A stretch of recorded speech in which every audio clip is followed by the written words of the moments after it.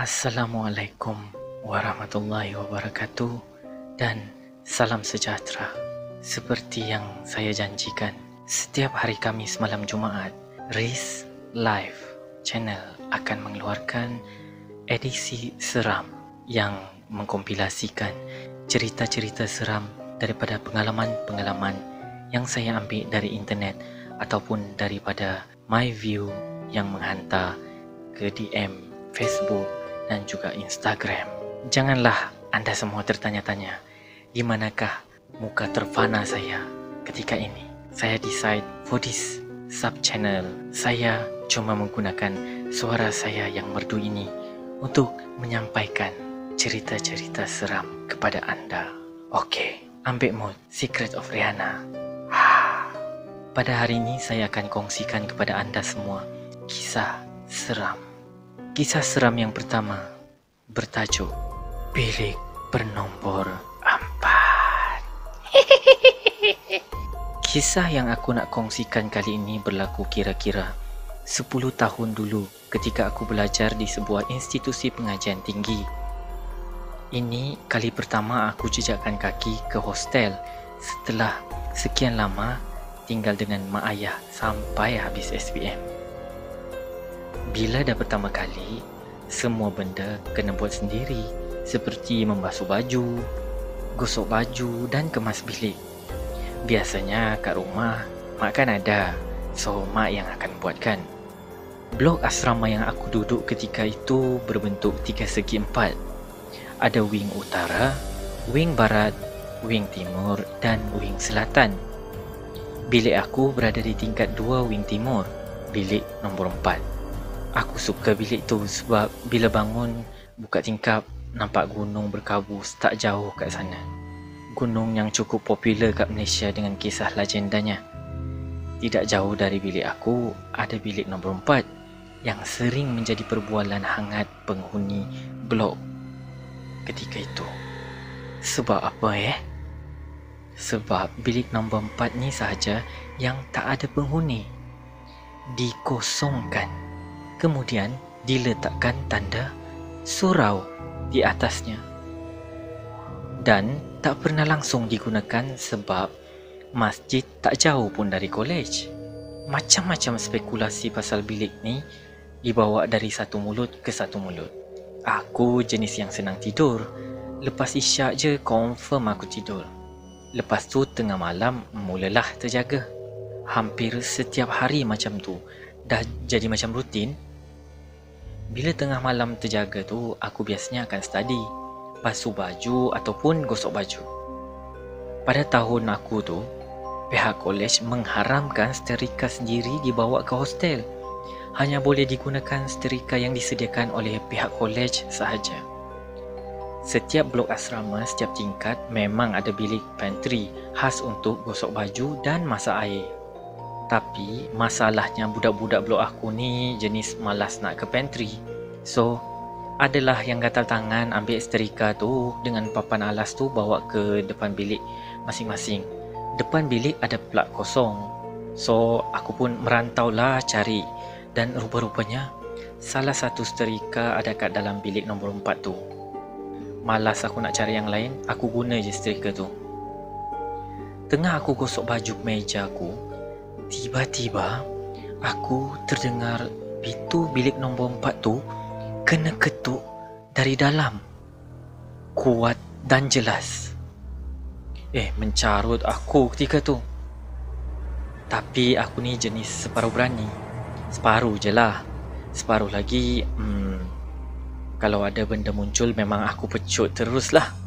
Aku fikir gosok baju tu lebih penting, jadi aku teruskanlah menggosok baju.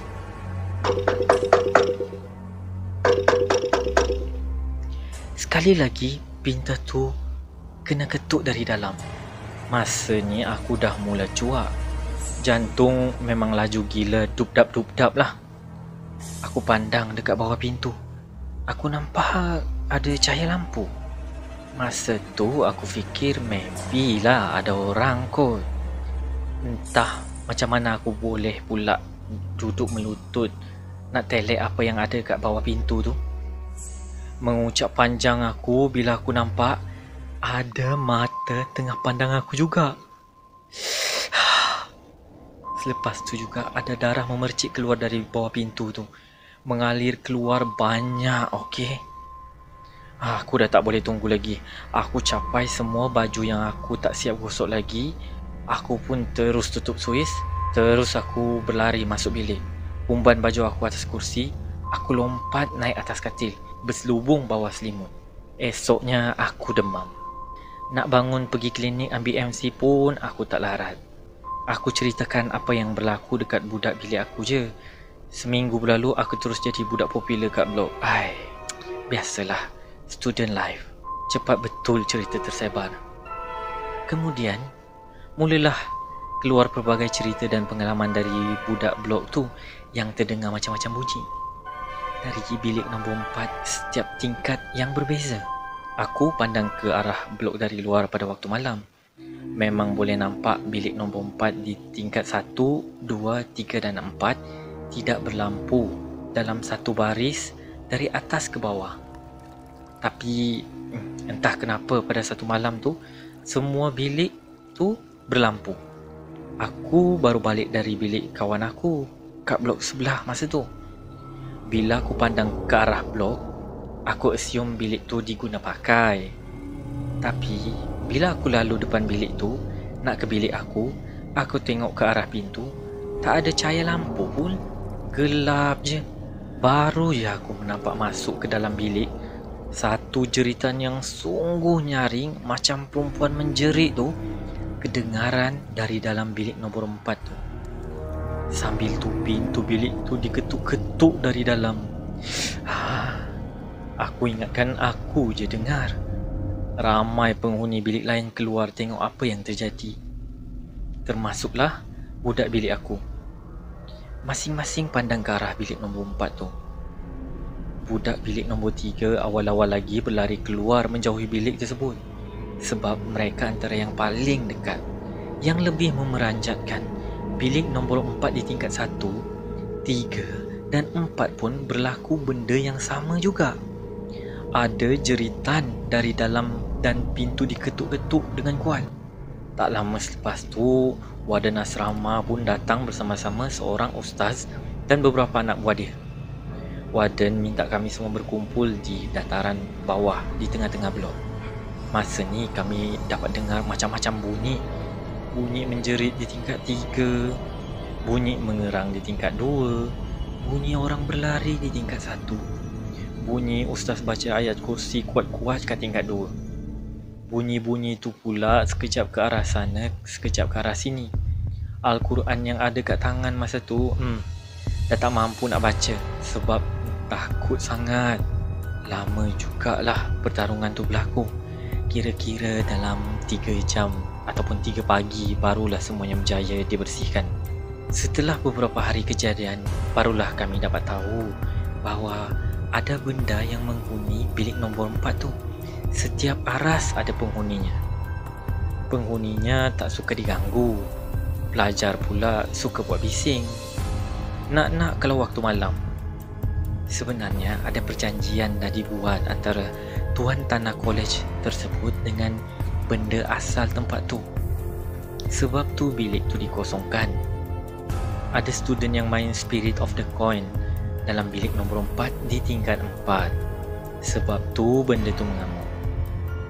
Lepas kejadian tu, pelbagai lagi siri seram bilik nombor 4 berlaku dekat kolej tu. Kalau bukan blok aku tu, pasti berlaku kat blok lain. Kolej tu ada 6 blok asrama semuanya. Semuanya ada 4 aras. Dan semua aras bilik nombor 4-nya dikosongkan. Itu perjanjian antara tuan tanah dengan puteri. Siapa puteri tu? Sampai sekarang, ianya masih menjadi misteri. Okay guys, so untuk episod pertama ni itu sahaja cerita seram yang saya ingin kongsikan. Jika anda ada cerita-cerita seram yang ingin dikongsikan, yang ingin saya utarakan di dalam channel edisi seram Aris Live, boleh hantar ke Instagram ataupun Facebook saya yang saya bagi link dekat bawah. Okay, so thank you for listening. Jangan lupa like, komen, share dan subscribe Riz Life channel. Sehingga berjumpa lagi. Hantar memang. Thank you for watching. Jangan lupa untuk subscribe dan juga turn on your notification di bawah untuk next video. Stay tuned. Bye.